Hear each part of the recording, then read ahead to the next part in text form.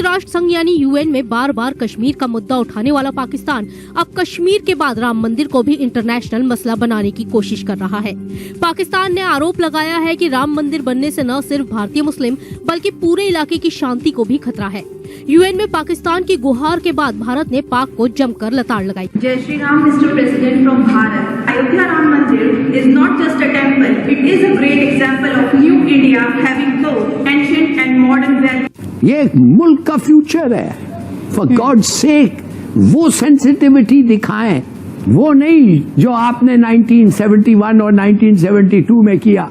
अब एक तरफ तो दुनिया मुसलमानों के खिलाफ इम्तियाजी सलूक के खात्मे की बात कर रही है, दूसरी जानिब हम देख रहे हैं कि भारत में उल्टी गंगा बह रही है। भारत में आम इंतखाबात से पहले ही मोदी सरकार ने शहरियत का मुतनाज़ कानून सिटीजनशिप अमेंडमेंट एक्ट नाफिज कर दिया। तो ये आप तासुर देने की कोशिश करें कि इन मुस्लिम ममालिक में जो नॉन मुस्लिम या अकलियतें हैं वो बिल्कुल महफूज नहीं है। एक तो ये वो पॉइंट बताना चाह रहे हैं। मुसलमान 1000 साल से हैं, बल्कि उससे ज्यादा अरसे से हैं इंडिया के अंदर, तो क्या आप भी वो कबूल नहीं होने और उनको बर्दाश्त करने को तैयार नहीं है। ये जिस तरह से बांग्लादेश से, अफगानिस्तान से या कहीं और से, इसके साथ वो जो बर्मा में मुसलमान मुतासर हुए हैं उनको भी चाहते हैं कि ये निकल जाएं, जो आए हैं वहां पर वो उनको भी निकालना चाहते हैं। चीमा साहब, लद्दाख में इस वक्त 50-50 हजार फौज खड़ी है इंडिया की और चाइना की। इग्नी 5 का तजर्बा हो चुका है।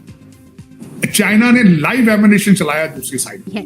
दरअसल यूएन में पाकिस्तान के राजदूत मुनीर अकरम ने संयुक्त राष्ट्र संघ के हेडक्वार्टर में हुई ऑर्गेनाइजेशन ऑफ इस्लामिक कॉरपोरेशन यानी OIC की मीटिंग में बाबरी मस्जिद की जगह राम मंदिर बनाए जाने की आलोचना की। इसके साथ ही पाक ने अयोध्या में राम मंदिर और नागरिकता संशोधन अधिनियम लाने पर भी भारत की आलोचना की है। ऑन द वे टू क्या कहते हैं अमेंडिंग, वो जो जख्म है उनको ठीक करना, आप you are starting the process. देखिए ये बड़ा जरूरी है, ये सब चीजें आपको पहले सोचना। ये वन अपमनशिप का गेम नहीं है, ये पोकर नहीं है, ये एक मुल्क का फ्यूचर है। फॉर गॉड सेक वो सेंसिटिविटी दिखाएं, वो स्किल दिखाएं, वो स्टेटमेंटशिप दिखाएं जो इस वक्त चाहिए हमें। बिल्कुल वो नहीं जो आपने 1971 और 1972 में किया। तो थोड़ा सा इस पे मेरे ख्याल में सबको सोचना चाहिए। पाकिस्तान वो जाहिल और जिहादी मुल्क है कि जो गर्त में जा रहा है और पूरी दुनिया के सामने भीख मांग रहा है, खाने को आटे नहीं है, लेकिन हमेशा भारत को बदनाम करने के लिए प्रोपेगेंडा करता रहता है। हाल ही में उसने यूएन में एक रेजोल्यूशन पास करने की कोशिश की जिसमें राम मंदिर के खिलाफ उसने सारी बातें लिखी थी और उसने यहाँ तक ये भी लिख दिया था कि पूरे इलाके की शांति को भारत ने डिस्टर्ब कर दिया है जब से वहाँ पर राम मंदिर बना है। तो दोस्तों सोचिए पाकिस्तान किस तरीके की मानसिकता रखता है और भारतीय और खास करके हिंदुओं के खिलाफ। भारत के विरोधी दल पाकिस्तान के खिलाफ ऐसी बातें नहीं बोलते। कर्नाटक की सरकार के लोगों ने तो ये तक कह दिया था कि पाकिस्तान भाजपा का दुश्मन है ना कि हमारा। मतलब उन्हें इस बात से मतलब ही नहीं है कि पाकिस्तान भारत का दुश्मन है। हिंदुओं के खिलाफ उसकी जो मानसिकता है वो दरअसल भारत के खिलाफ ही है क्योंकि वो भारत की तरक्की से जलता है। भारत सरकार ने भी पाकिस्तान को मुंह तोड़ जवाब देते हुए अपनी स्पीच की शुरुआत भी जय श्री राम के नारे से ही करवाई और साफ बता दिया है कि ये हमारे पूर्वजों की निशानियां हैं जिनको हम अपनी मॉडर्न सिविलाइजेशन के साथ मिलाकर चल रहे हैं। सब एक बात बताएं, मोहित पीरजादा साहब एक सहाफी हैं, वो भी खड़े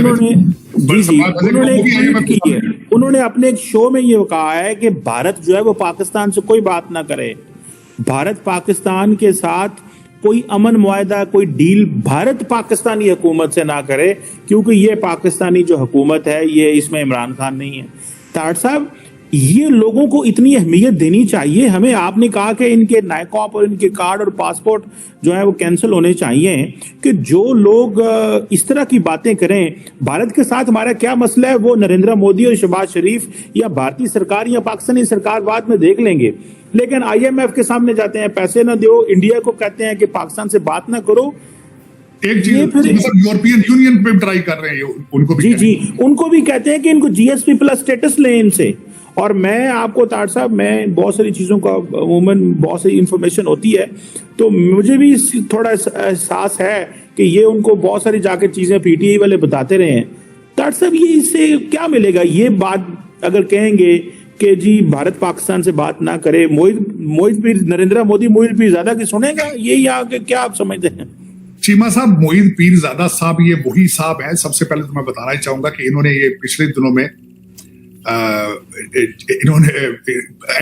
सबसे पहले तो उन्होंने कहा था कि मेरे बाप को पाकिस्तान में रहना ही नहीं चाहिए था। डाउ मेडिसिन करने के बाद MBBS करके उन्हें 1950s में कहीं चले जाना चाहिए। तो बल्कि एक और बात है कि डॉक्टर साहब खुद पाकिस्तानी सिटीजन नहीं है, वो आ चुके हैं बाहर। दूसरा, इनके ऊपर एलिगेशन, मैं वो क्या उसका बात बताऊं स्टोरी। डॉक्टर साहब के अपने मिडिल ईस्ट के अंदर इनके वालिद साहब बीमार थे और जो हॉस्पिटल की स्टोरी मौजूद है, अगर देखा जाए तो फिर उसके बारे में बात क्या करनी मैंने। लेकिन चीमा साहब, जो मुझे अफसोस है कि आप जो बात कर लें, लेकिन एंटी स्टेट पाकिस्तान, आप पाकिस्तान के सिस्टम को क्रिटिसाइज कर लें, पाकिस्तान के गवर्नेंस को क्रिटिसाइज कर लें, लेकिन जो एंटी स्टेट, खासकर एटॉमिक एसेट्स के ऊपर बात ये करना और फिर गलत अफवाह उड़ानी, ये एक ज्यादती है। और मैं समझता हूं बिलखसूस मैं पहले भी इस हक में नहीं था चीमा साहब कि ये जो टाइम स्क्वायर पे जाके खड़ा होकर न्यूयॉर्क में प्रोटेस्ट एंटी पाकिस्तान नारे लगाने पे और फिर जाके IMF ये एंटी पाकिस्तान नारे लगा रहे हैं, वो गलत बात, चीमा साहब गलत बात।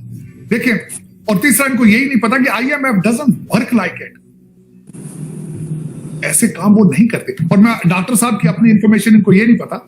चीमा साहब, लद्दाख में इस वक्त 50-50 हजार फौज खड़ी है इंडिया की और चाइना की। इग्नी 5 का तजर्बा हो चुका है। चाइना ने लाइव एमिनेशन चलाया दूसरी साइड पे, दूसरा कराकरम रीजन के अंदर उन्होंने लाइव एमिनेशन चलाया। फिर उनका फॉरेन ऑफिस ने शिकायत की है जो नई टनल का इफ्तिताह मोदी साहब ने किया है, लेकिन ट्रेड चल रहा है उनका आपस में। डॉक्टर मोईद यूसुफ को ये नहीं पता इस वक्त स्टेटें इंटरेस्ट, आपने फाइनेंशियल इंटरेस्ट बेस्ड डिसीजन ले रही है। मसाइल भी साथ चल रहे होते हैं, लेकिन अपने इंटरेस्ट बेस अपने डिसीजन ले रहे होते हैं। डॉक्टर साहब को ये कल जो हम प्रोग्राम कर रहे हैं, खास तौर पे जो नौजवानों से बात करते हैं, ज्यादातर मोस्टली 90% नौजवान यही कह रहे हैं एजुकेटेड के भाई इंडिया की फॉरेन पॉलिसी बेहतर है, वो बहुत डेवलपमेंट की तरफ जा रहे हैं, उनके रिलेशन सबके साथ बेहतर हो रहे हैं। ये सब लोगों को अगर पाकिस्तान के पता चल गया है तो हमारे मिनिस्टर्स को, हमारी गवर्नमेंट को क्यों नहीं पता चलता? हम क्यों नहीं उनके साथ रिलेशन बेहतर कर लेते? ये तो जो भी इस टाइम गवर्नमेंट आती है वो अपने मफाद के लिए आती है, पब्लिक का तो कोई भी नहीं सोच रही। जैसे अब मैं एक स्टूडेंट हूँ, मैंने अपना वीजा अप्लाई किया तो उनकी रिजेक्शन ये होती है कि आपके मुल्क के मामला तभी आप पाकिस्तान में, तो वो रिजेक्शन लग जाती है, जिसकी वजह से। और इंडिया के दोस्त मेरे हैं कुछ, वो अप्लाई करते हैं तो उनको वीजे मिल जाते हैं, सिर्फ उनकी इंडिया की इकोनॉमी की वजह से, उनके वहाँ के मतलब हर लिहाज से इंडिया में, मतलब इंडिया की पूरी दुनिया में वैल्यू बनती जा रही है। ठीक है। अच्छा, आपने बोला आपके दोस्त हैं, दोस्त सोशल मीडिया से बने या कैसे बने? जी सोशल मीडिया से बने। कुछ ना, मैं वाहिद भी वक्त गुजार के आऊँ वहाँ पे। मेरे कौन सा कंट्री?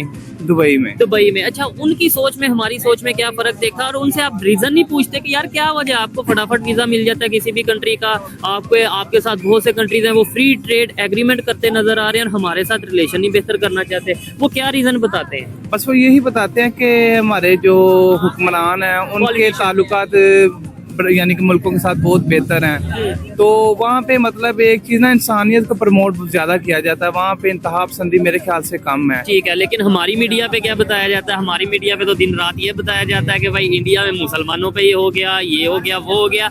ये वो लोग हैं जो विजिट करके आए हैं, मतलब फॉरेन कंट्री का, वहाँ पे इंडियंस के साथ रह के आए हैं। अब ये झूठ बोल रहे हैं या वो लोग झूठ बोल रहे हैं जो आज तक कभी ना इंडियन से मिले हैं, ना कभी उनके साथ मुलाकात हुई है, ना कभी इंडिया गए हैं? नहीं, वो बड़ा अच्छा प्यार देते हैं। उनके कभी भी हमने ये नहीं देखा, उनके त्यौहार आते हैं, वो हमारे त्यौहार में शरीक होते हैं, हम उनके त्यौहार में शरीक हुए हैं। तो आपको ये वीडियो कैसा लगा कमेंट बॉक्स में जरूर लिखिए। इस वीडियो को लाइक कीजिए, शेयर कीजिए, सब्सक्राइब करना ना भूलिए आपके चैनल EFC को। तो मिलते हैं अगली वीडियो में। जय हिंद।